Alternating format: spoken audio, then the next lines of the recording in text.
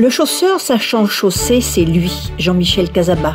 Il chausse les stars aux USA, mais ses souliers sont hyper confortables, en plus d'être beaux.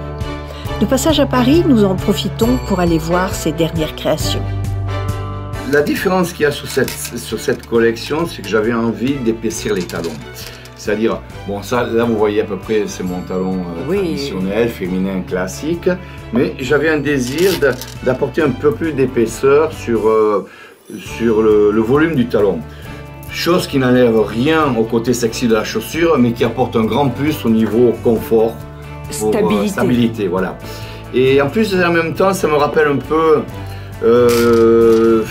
les années 80, fin 80, 90, quand je travaillais avec Stéphane Kélian à cette époque. On aimait bien faire des chaussures féminines, mais aussi avec des talons un peu plus costauds, un peu plus trotteurs.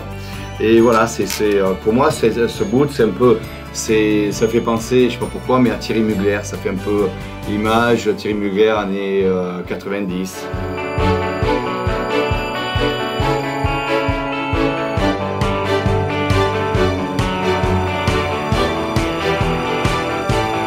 Ce que j'adore dans cette sandale aussi, c'est le mélange des coloris, le mélange de l'argent avec le rouge. Comme je dis toujours, pour moi, une femme doit toujours avoir un soulier rouge dans sa garde-robe. Si vous avez besoin d'égayer une tenue, vous pouvez être habillé en noir, tout en noir, mais au moins au pied, des fois, c'est bien d'avoir une petite pointe de rouge. Le truc de Jean-Michel Casaba, la création et l'innovation. Bon, j'ai toujours dans la collection des modèles avec de la résille, mais chez de mes fournisseurs préférés en Italie, j'ai pu développer une résille avec un imprimé serpent. Non seulement il y a imprimé serpent, on peut voir les écailles, mais également il y a des petites touches de métal dessus. Et dans cette version-là, je l'ai mélangé avec une posserie comme ça, avec un appât imprimé serpent métallisé en sérigraphie. Et là, c'est la sandale boot. Parce que j'aime bien aussi que certaines femmes ont des complexes avec leurs orteils, mais pour moi, je trouve que c'est délicieux de pouvoir mettre en valeur, voilà, juste ce qu'on appelle un pito en anglais, la pointe des orteils.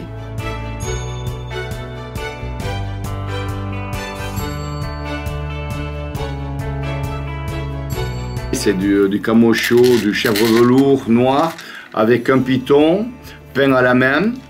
Alors vous voyez l'écaille noire, l'écaille or peinte à la main et le côté blanc cassé. Le même esprit, dans un esprit un peu plus, je ne sais pas si on peut dire, teddy boy, punk.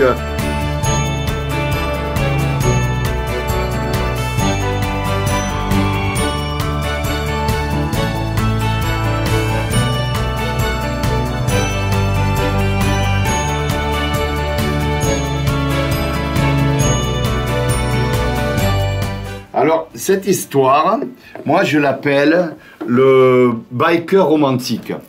Pourquoi? Parce que je suis parti à l'origine d'histoires de boots, moto, vous savez, vous avez toujours des harnais derrière, souvent avec une boucle.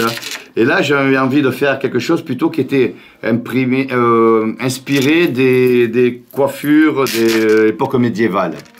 Et fait l'époque troubadour, ménestrel, fait toutes ces choses-là. Et je trouve que à l'origine, bon, je voulais faire que le tressage passe à l'arrière et à l'avant, mais je trouvais que c'était un peu lourd à l'avant. C'est pour ça que j'ai mis les deux brides derrière, et c'est super.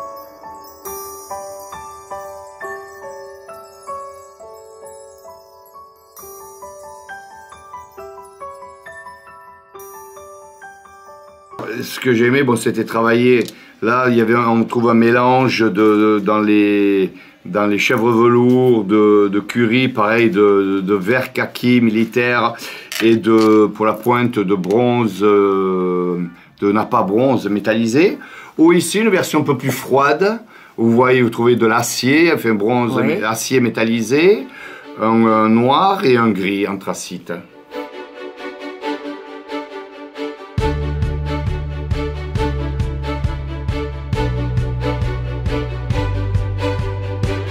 Depuis le jour où j'ai acheté un foulard Yves Saint Laurent vintage des années 70 à poids et que j'affectionne particulièrement et que je porte tous les jours, j'ai toujours fait des modèles également à pois. Alors, ce coup-ci, il y a cette histoire de pois qui est fait avec soit chèvre velours noir avec une sérigraphie dorée, ou également une autre. Alors, ça c'est très bien parce que c'est avec quand vous êtes bronzé ou avec ça c'est somptueux. Avec un thème, voilà. Ce qu'il y a de bien, c'est que ça tire la lumière. Bon, aujourd'hui, il n'y a pas trop de soleil ici sur Paris, mais si vous marchez dans la rue en plein... Avec ça, voilà, c'est autre chose que des clous. C'est chaud même. Le plus gros travail de développement se fait plutôt à base des matières, pour moi. C'est-à-dire que j'aime bien rencontrer mes fournisseurs habituels qui sont aussi bien en Italie, en Espagne ou même en France, de matières premières. Et c'est selon les imprimés ou les histoires que je peux développer avec eux que je construis la collection. Et le plus du plus de Jean-Michel Casaba, son savoir-faire et sa passion pour le pied féminin. Ses souliers font des jambes de gazelle.